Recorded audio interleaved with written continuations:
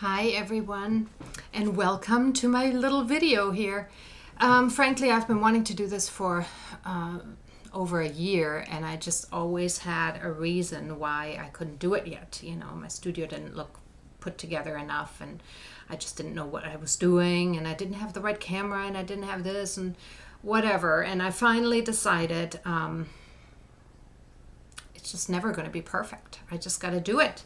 And so, you know, I'm going to start with this, and I want to do a few more. I want to do them regularly, actually. I need to get things a little more exciting with my blog again for me. And I also want to practice being on video. At some point, I want to do an online class or tutorial about the way I paint. And, you know, I need to be comfortable on a video. And how better to practice than my blog? So here I am. I have no special lights, I have no special camera, I have no special anything, so bear with me. I have some paintings to show you that I did since my last blog post, and because there are quite a few, I'm going to get right to it. So this one, this is weird with the camera.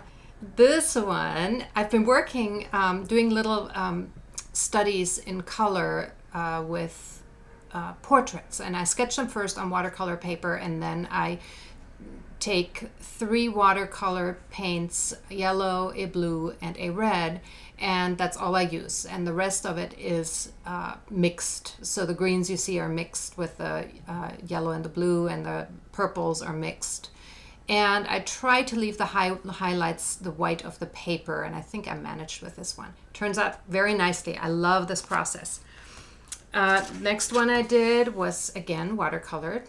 Same 3 colors. I think I might have chosen a different blue for this one, so it's kind of fun to play around with warmer colors versus cooler colors, and it's a really fun process. And I'm liking watercolor. I've never used them really, and all I'm using is this little traveling Sennelier watercolor kit that is Daniel's, and Daniel, that is his medium. He works in transparent watercolor, and he said this kit wasn't working for him very well, so I just took it and I'm using it, and I like it just fine.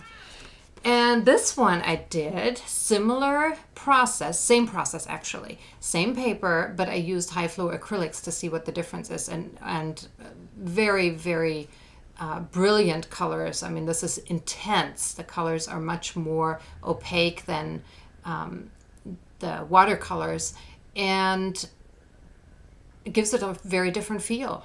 Daniel loves this one, so he's going to get it framed and we'll hang it up. And this is how I work at first. This is how I sketch onto the watercolor paper, and this one is ready, has been ready for quite a while now for watercolor. I just haven't done it yet. But I promise before my next video, I'll get this one done. Then I'm also working always on little animal paintings, and I did a couple of commissions that I can't show you on the video, but I have photos of them in my blog post below, so you can see what they were like. They were really fun. And one of them was a cat, and it was a black cat, and this was the first painting I did of it. And the woman who commissioned me, this was for a friend of hers, and the cat was black, and the cat had a really feisty spirit, and she said she wondered if I could get some more of that spirit and the blackness of the cat into the painting. So I just decided to start over and do another one. This one was really cute.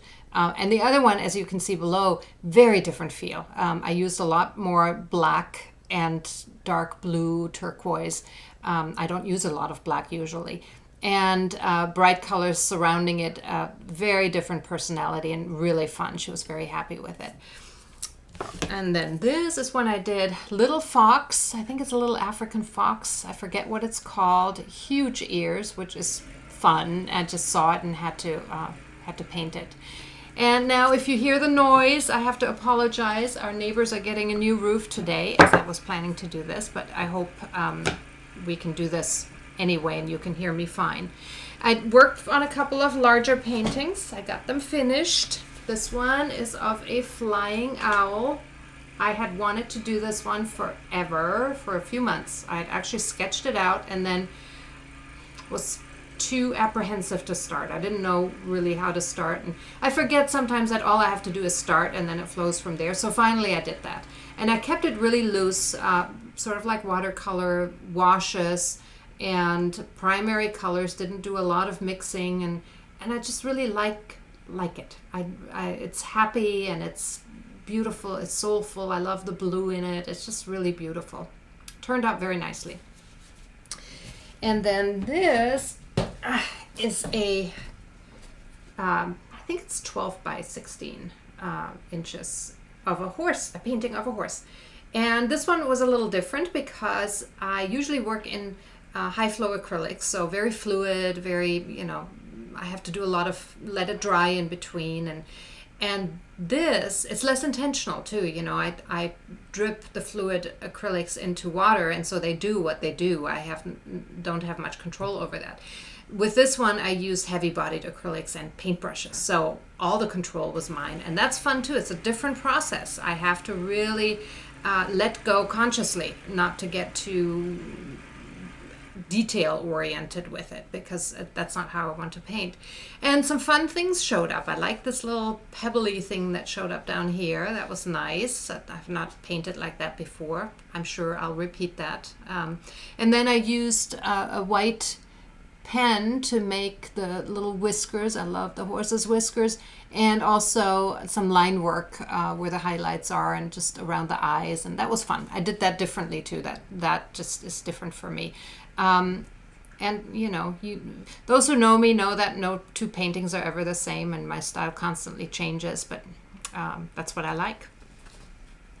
And then another large painting, you can see it behind me, this large canvas, has probably 4 or 5 layers of paint on it, all paint, heavy bodied and fluid and high flow.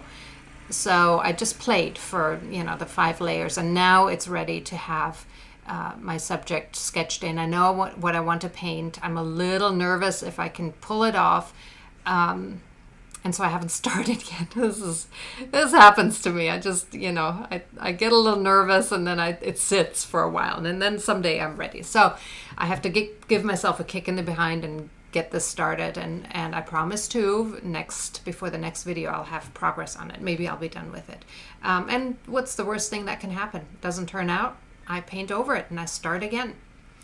And I have a few little paintings in the works. I have just done the fun little backgrounds, about 3-4 layers of high flow acrylics in these, and they're ready now to have their subject painted on. I don't know what it's going to be yet.